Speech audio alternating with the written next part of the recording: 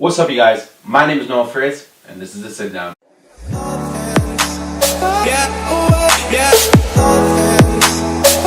Alright, so today we're talking about something really important, and that is the Supreme Court. And the reason why we're speaking about it is because Justice Anthony Kennedy, at the age of 81, has decided to retire. His retirement will be official on July 31st, and he will be leaving the bench.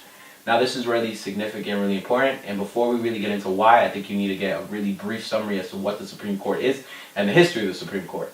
So the Supreme Court is basically the highest court in the United States. It is the strongest piece of the judicial branch, and under constitutional law, the Supreme Court is allowed to execute judicial review. So under judicial review, the Supreme Court will be presented with cases, and they can determine whether the actions or legislations are deemed constitutional. This is very significant because if they deem it unconstitutional, then it's against the law. So whatever law or policy that exists. So this all matters because of the history of the Supreme Court. It has been used as a political tool. And many individuals try to paint it as if it is above politics, but it's not. I think the most evident example of that was when FDR tried to add more members to the Supreme Court. There are 9 justices on the Supreme Court. He tried to add another 4, I believe, in the hopes of having a Supreme Court that would support his New Deal policies. So you get where I'm getting at. Supreme Court justices are there and used by politicians as a means to ensure that their policies and their legislations are overturned in court. So, why this matters is because for many years, both Republicans and Democrats had tried to stack the court. And by that I mean they've tried to get majority of justices who align with their ideological views. So, there's 9 justices. The hope is to get 5 who either lean Republican or Democrat. Now, this is where Anthony Kennedy steps in. And also where Justice Roberts steps in. Currently, our Supreme Court is split. There are 4 justices who tend to lean very liberal. And by that I mean when a case is presented to them, their decision on that case tends to favor liberal ideology. And then on the other side, there are 3 justices who have consistently voted conservative when it comes to their decisions on cases. And then you have 2 justices who have been flip-flopping back and forth. And these 2 individuals are Roberts and then good old Justice Kennedy. Now, Justice Kennedy has defended abortion, gay rights, and the death penalty. And by that I mean, when it comes to the decisions he's made on those cases, he's sided very progressively. And then on the other end, when it comes to voter rights, gun control, and campaign finance reform, he has voted very conservative. So there is no consistency with where he's siding. The same with Robert. Now, Robert has different things that he's voted on and what he's agreed with, but, he flip-flops too. The hope for the Democratic Party and for the Republican is to ensure that they at least have 5 justices who are guaranteed conservative or liberals, as I said before. However, the Republican Party now has an opportunity to put in a justice and ensure that they have 4 strong justices who will consistently vote conservative when presented with cases in the Supreme Court.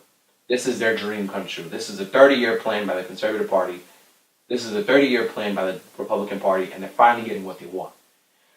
And that is why this is so important, because this is what's going to decide what stays constitutional and what doesn't stay constitutional for the next generations. It's kind of messed up, and I'm going to explain why when I put my opinion into this. But basically, what's going on is pretty simple. 9 justices, the hope is to get 4 conservatives who will lean conservative on every case. And then hopefully another one will croak, just like Scalia did, or one is going to retire, and then the Republican Party can get another conservative on the bench. And the reason why they're able to do this is because they have control of the House, the Senate, and the presidency. This is literally the best day ever for conservatives. Now, Donald Trump has announced that he is going to put in Brett Kavanaugh. I can't pronounce his name. I'm sorry. You had a very hard life when it comes. I can tell. By your last name alone, I can tell you've had a hard life. But we're going to call him Justice Brett. We're going to call him. Now I'm going to explain to you why the Democrats feel like we should wait on this nomination. Back when Obama was president and Justice Scalia had died, who was a former justice on the board, who was a conservative. The Republican Senate, more specifically, Mitch McConnell came out and said, we should wait until after the 2016 presidential elections to decide who would be taking Scalia's place. President Obama had put in a nomination. They refused to acknowledge the nomination, and they just waited until the election was over. And the reason why is because they felt, this is what the Republicans stated, that we shouldn't be electing a Supreme Court justice during election season. So of course, Senator Chuck, who is the minority leader for the Democratic Party in the Senate, came out and said, don't be hypocrites. You have to hold that same mentality when it comes to this situation. The midterms are coming up, therefore we should wait until the midterms are over to decide to vote on this nomination. The issue is Mitch McConnell doesn't want to do that because there is this consensus around politics and around the country that the Republicans might actually not only lose the House but also the Senate. So the fear is this: if we wait too long, this is the Republican fear, we won't get our nomination. The Democrats' fear is if they don't wait, we're going to lose another Supreme Court justice seat for the next generations.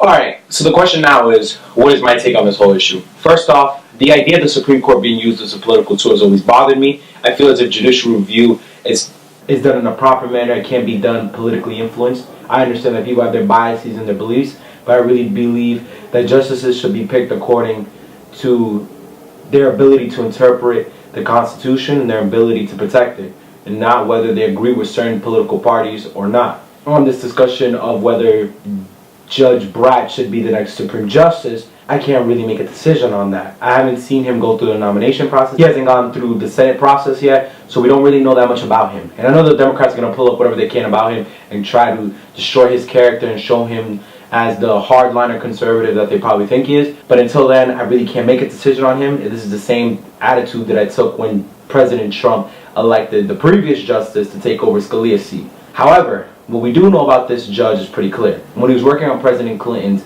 impeachment process, he was very vocal about the idea of not pursuing charges towards a sitting president. So with that I mean, if a sitting president had committed a crime, from what I understand, he doesn't believe that that president should face any charges, criminal, civil, things of that nature. And then the other thing that we're very sure about is that he would be voting for the overturning of Roe v. Wade. So it all boils down to whether Roberts believes that abortion is a constitutional right. So again, let me repeat, I'm against the idea of the Supreme Court being a political weapon. And when it comes to this justice nomination pick, I don't know that much about him, but we do know two things are clear. When it comes to a president facing criminal charges, he doesn't believe that a sitting president should be pursued and prosecuted. And then when it comes to abortion, from what I understand and from what I'm hearing, he is very in favor of ruling abortion as unconstitutional. So that's my take on everything. Once the nomination process goes through and he gets scrutinized, if we actually get that far, or the Democrats push out that nomination and try to hold on to that seat and hijack until they get a nomination that they approve of. If that doesn't happen and the nomination does go through and those proceedings happen, I'll be speaking on what I think his character is and the type of justice he'll be and whether he'll be beneficial for the Supreme Court or not. So until then, just keep watching the news, keep keeping up with that story. Again, my name is Noah Frias. Please like, share, comment. And this is a sit down, guys. I'll talk to you later. Bye.